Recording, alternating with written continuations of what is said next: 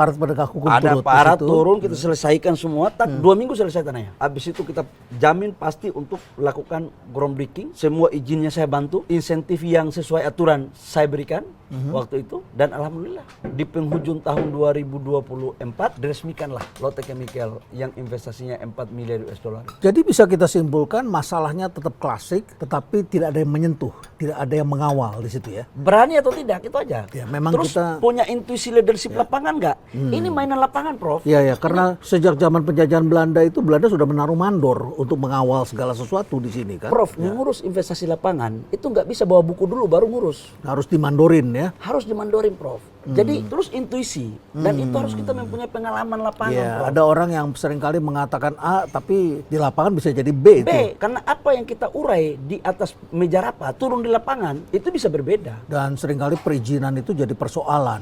Ya. Maka lahirlah konsep yang saya selalu sebut dalam diskursus di aktivis yang saya sebut dengan tiba saat tiba akal. Begitu ada masalah, akalmu harus ada, cepat selesaiin. Bagaimana dengan isu mengenai TKDN?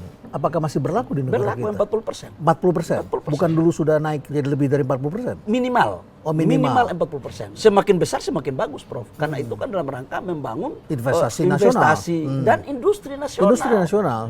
Kita tidak akan mungkin teknologi kita maju, industri kita maju kalau tidak ada suatu proteksi negara lewat TKDN.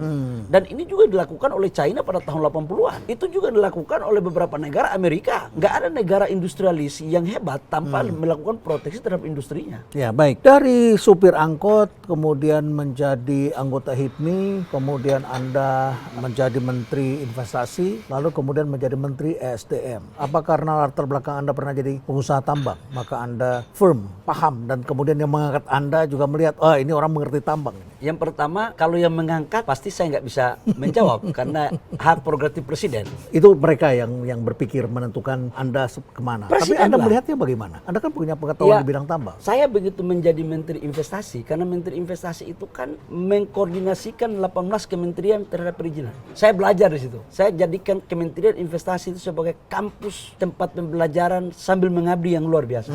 Nah, begitu saya masuk di SDM diperintahkan ya sebagai prajurit diperintahkan di SDM.